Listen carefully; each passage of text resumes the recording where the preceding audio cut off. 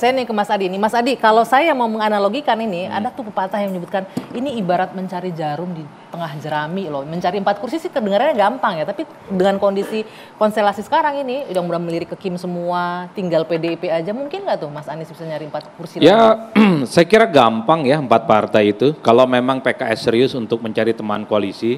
Kenapa? Sekarang kayaknya kesannya nggak serius. Bisa tidak misalnya dikomunikasikan dengan PDIP yang juga per hari ini juga kebingungan?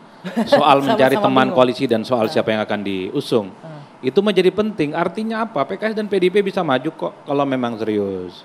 Kan ini yang sebenarnya sedang diuji betul. Kalau dalam pilkada itu bukan soal siapa yang dikasih surat rekomendasi dan surat tugas, tapi yang paling penting siapa yang mendaftarkan ke KPU, itu saja jalan ceritanya. Bisa jadi dapat surat tapi belum tentu didaftarkan ke KPU. Banyak kisah di negara ini, pilkada ada rekomendasi, ada relawan, ada tim sukses setiap hari itu deklarasi. Tapi yang didaftarkan bukan mereka. Oke, Mas ini Adi, yang khawatir terjadi di Jakarta. Tadi menarik Anda bilang kalau PKS serius sebenarnya bisa aja tuh gandeng PDIP. Jadi Anda melihat ini kurang serius nih PKS sekarang. PKS serius tapi belakangan kan kelihatan mulai masuk angin karena mengultimatum Anies Baswedan untuk nyari partai tambahan, kalau tidak bisa evaluasi dukungan politiknya. Nah, pada saat yang bersamaan mestinya Bang Ciko juga mulai agresif nih. Kayaknya PKS kurang kawan ini. Tunggu. Maju di situ baru. Ini masuk angin. Sebelum agresif kita ke masuk angin. Benar masuk angin. Sederhananya di situ. Kan sederhananya di situ. Nggak, Mas Adi ini kan pengamat politik yang tahu betul bagaimana dinamika di pilkada. Dan semua kandidat itu memiliki kewajiban untuk memenuhi tiket itu. Dan PKS satu-satunya saat ini yang sudah mengeluarkan secara resmi surat rekomendasi itu dan mendeklarasikan secara terbuka. Tapi katanya kan tadi nggak jadi jaminan. Kurang serius apa Mas Adi? Bang Holid begini. Apa? Ini sudah sangat serius. Justru kita mempertanyakan misalnya Mas Anies harus segera menuntaskan tugasnya. Mungkin saya nggak mungkin dong saya sedikit edit PKS. Saya sedikit edit redaksinya. PKS serius. Kurang 1 partai. Andai PDIP datang minta wakil jadi pendamping Anies, apakah PKS akan hijrah ke Kim atau tidak? Ya, ini jawab dulu ya. Andai-andai saja kan. Sudah datang belum? Ya kan? Kalau kita membangun komunikasi, kita komunikasi semua pihak. Dan tentunya begini, tentu PKS sebagai partai pemenang di DKI wajar sekali jika kadernya sebagai calon gubernur atau calon wakil gubernur. Sepakat nggak? Sepakat juga nggak? Tapi kalau nggak bisa sendiri, masa gimana? That's why, itulah kemudian tugas dari kandidat memastikan, meyakinkan partai lain untuk bisa mendukung beliau. Sebelum saya ke jubir kandidat, supaya tidak terpotong. Sebenarnya suka-suka partai mau mengusung siapapun. Bagi saya pilkada Jakarta bukan soal Anies dan tidak Anies. Yang paling penting jangan melawan kotak kosong. PKS dengan PDIP mau usung Ahok kek, mau usung Sohibul Iman, itu lain hal.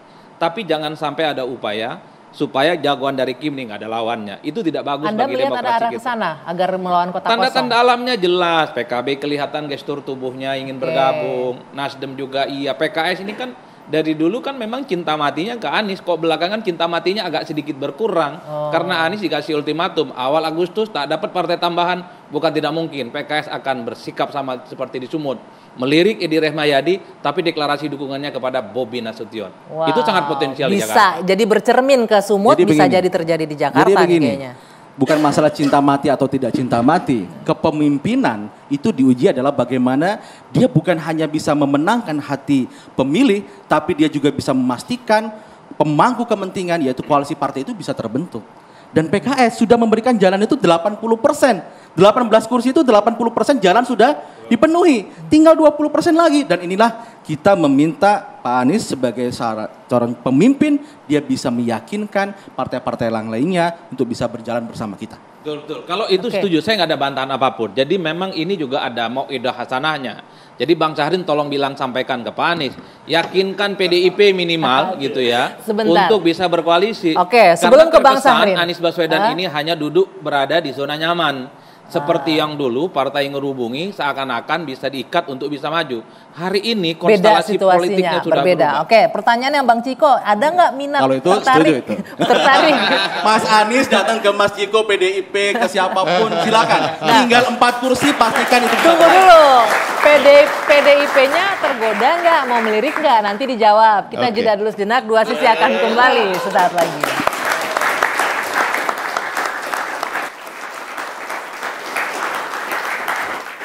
Ya, kita lanjutkan kembali perbincangan di dua sisi pemirsa. Tadi ke Bang Ciko. Bang Ciko, tadi disebutkan Anies sudah ditugaskan nih untuk nyari cuma 4 partai lagi kok. Masih ada partai yang tersisa. Masih ada PDIP. Gitu. PDIP tertarik nggak ngelirik? Gini, pertama saya ingin sampaikan dulu bahwa PDI Perjuangan hari-hari ini kan masih mencermati dan mendalami apa yang terjadi, dinamika yang terjadi di Jakarta ini. Apa ini. setelah dicermati? Belum selesai pencermatan itu, Oh, karena masih tanggal belum. 28 Agustus itu masih cukup lama. Oke. Jadi ada beberapa tadi sebelum acara kan kita sempat ngobrol ya. Ada di beberapa daerah yang kita anggap 28 Agustus ini udah sebentar lagi. Tapi daerah-daerah tertentu masih kita bisa lihat bahwa ini cukup lama nih. Ya kan, seperti disampaikan oleh tadi Mas Adi, bahwa surat rekomendasi pun tidak menjamin partai politik itu nanti akan mengantarkan si calon ke KPU. Nah ini sering terjadi juga. Bahkan ini, kalau memang ada upaya kota kosong misalnya, ini juga di KPU itu ada aturan yang akan memperpanjang waktu pendaftaran sehingga bisa mendapatkan calon berikutnya. Jadi ada deadline kedua gitu. Nah ini jadi sebenarnya masih cukup panjang lah. Bagi PDI Perjuangan, tadi saya ingin mengkoreksi Mas Adi, kita nggak bingung. Kita sangat pede dan karena kita nggak bingung justru kita pelan-pelan. Kita melihat dulu. Yang kita lihat sekarang adalah Anies Baswedan masih mendapat dukungan dari Partai Keadilan Sejahtera. Ya. Itu tadi disampaikan oleh Mas Khalid. Tapi juga secara lisan juga mendapatkan dukungan dari Nasdem maupun PKB. Tetapi memang seperti dikatakan oleh Pak Hasto baru-baru ini dan tadi siang juga menyampaikan ke media bahwa memang di PDI Perjuangan kita mendengar ada upaya-upaya untuk menjegal pencalonan Anies Baswedan. Dari siapa tuh upaya-upaya menjegal? Ya dari satu kelompok koalisi yang menginginkan adanya paslon untuk maju melawan kota kosong gitu ya. Kalau kelompok sebut koalisi saja cuma ada ya, Kim. gitu Oke, Kim. Wow. Bukan Jong-un ya. Bukan Kim Ya, Jong-un. tetapi gini, pada prinsipnya bagi kami manuver partai politik selama itu masih legal itu suatu hal yang wajar, itu pertama. Tapi yang kedua, kalau kita bicara soal demokrasi tentunya kita tidak hanya berbicara soal aturan saja. Kita juga bicara soal norma-norma dan etika berdemokrasi dan substansi dari demokrasi itu sendiri. Kalau kita lihat di DKI Jakarta, bagi PDI Perjuangan kita melihat hasil survei. Tentunya ini kita harus melihat secara teknis dulu. Hasil-hasil survei itu mengatakan bahwa yang diinginkan oleh mayoritas warga Jakarta itu ada 2 nama. Nama Anies Baswedan dan nama Basuki Cahayapurnama. Baru kemudian di nomor 3 terpaut cukup jauh dari yang nomor 2 adalah nama Ridwan Kamil. Nah kita melihat artinya gini, bicara soal survei ini kan survei ini seolah mengatakan begini, if the election is today, ya apabila pemilu itu dilaksanakan hari ini, ya itulah yang diinginkan oleh warga.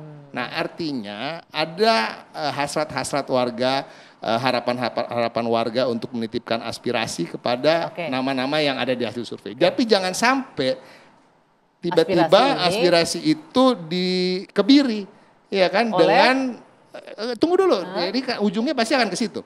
Dengan mencoba menjegal nama-nama yang diinginkan oleh warga dan masukkan nama yang sebenarnya berada di urutan ketiga gitu. Ya kan, Ridwan Kamil misalnya. Ini sebenarnya kan nggak bagus untuk demokrasi. Jujur aja. Ini sangat tidak baik dan harapan kita dan PDI Perjuangan bisa dipastikan akan menggunakan segala daya upaya dan berupaya maksimal untuk sampai ini tidak terjadi. Dan apakah itu artinya dengan salah satu opsinya mendukung Anies Baswedan? Bukan tidak mungkin. Bukan tidak mungkin ya. Oke.